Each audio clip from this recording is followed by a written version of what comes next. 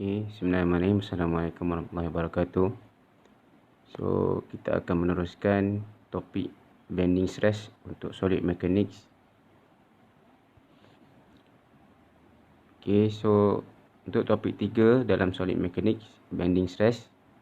So, kita akan determine the center of gravity, moment inertia and bending stress.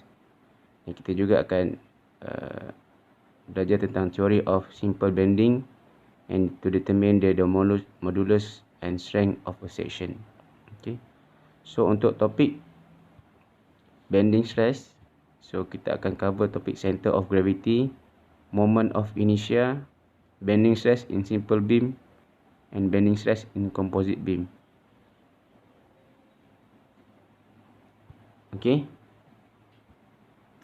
So center of gravity kita pun dah belajar pada kelas sebelum ini.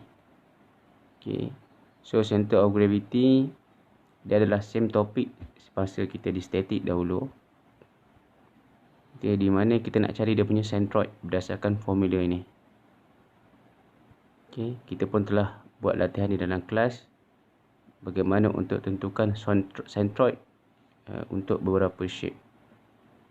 Ini antara contoh soalan yang kita dah buat dan beberapa contoh soalan lain.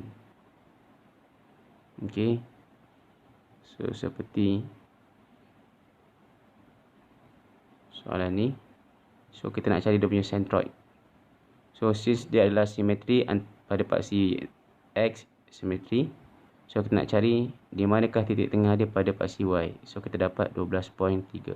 Means daripada bawah ni ke atas 12.37. So itu adalah centroid. So yang ni pula sama. Yang ni pada paksi X dan Y sebab ini tidak simetri. So inilah kita tentukanlah dia punya paksi centroid dari X dan Y. So sekarang ni kita nak masuk area moment of inertia. Ataupun I.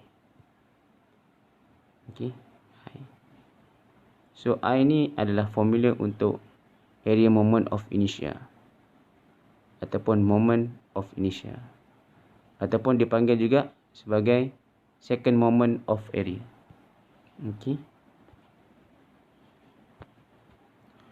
So basic formula untuk second moment of area adalah I sama dengan integrate Y kuasa 2 darab dA. So dA dia represent satu area dalam satu shape. Contohnya dalam shape petak ni, yang bahagian berlorek itu dikonsiderkan sebagai dA. Iaitu D itu sendiri menunjukkan differentiation ataupun perubahan area pada A, dan Y itu adalah jarak daripada centroid ke location area tu. Itu adalah Y.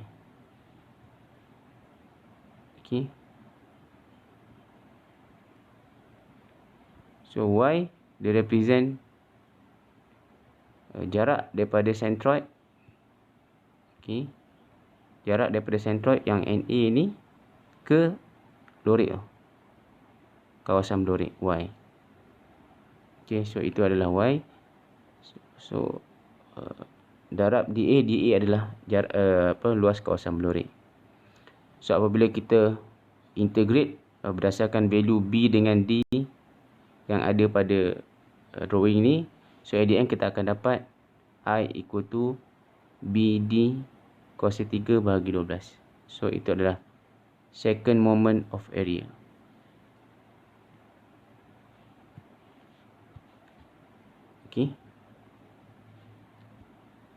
So ini adalah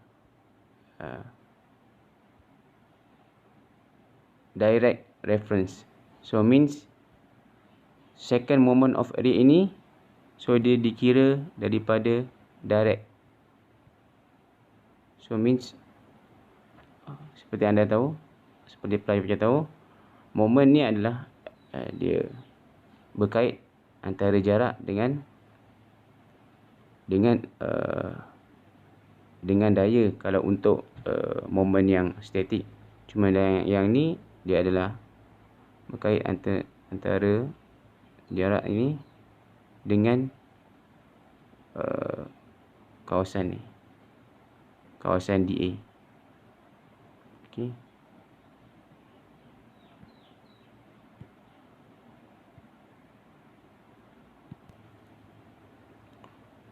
Okey, saya ulang. So ini adalah second moment of area. So di mana formula ni adalah I equal to integration Y kuasa 2 darab dA. So Y ni adalah jarak Y ni daripada titik tengah ke dA. Okey. So ke dA.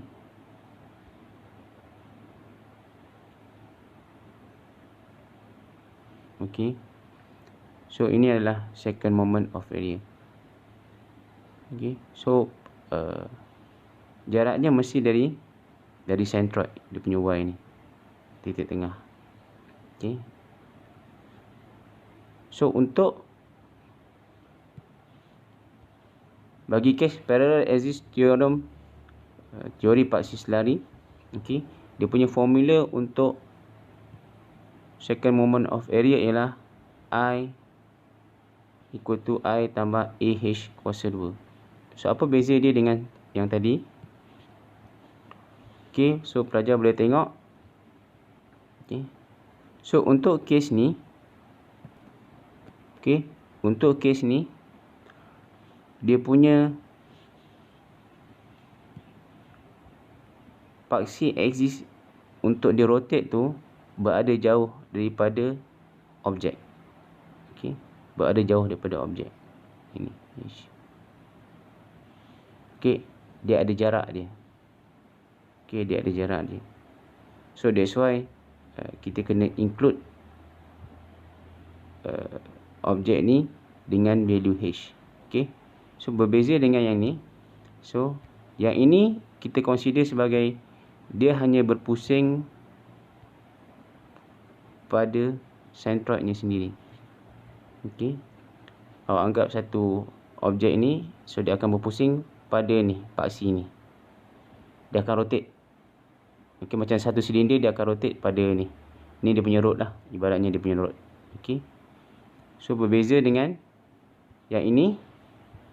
Okey, so yang ni dia akan rotate pada paksi ni. Okey, so rotation dia lagi besar lah. Okey. So formula, basic formula sama, I equal to Y kuasa 2 darab dA. Okey.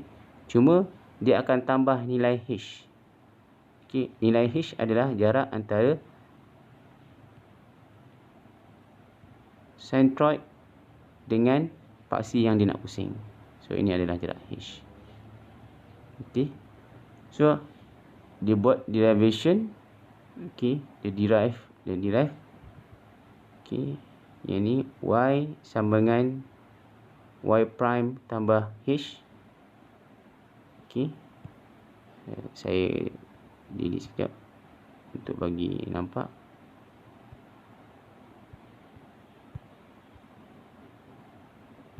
Okey. So tengok. Okey, Y sama dengan Y prime tambah H. So ini adalah jarak yang baru daripada DA. Okey. So at the end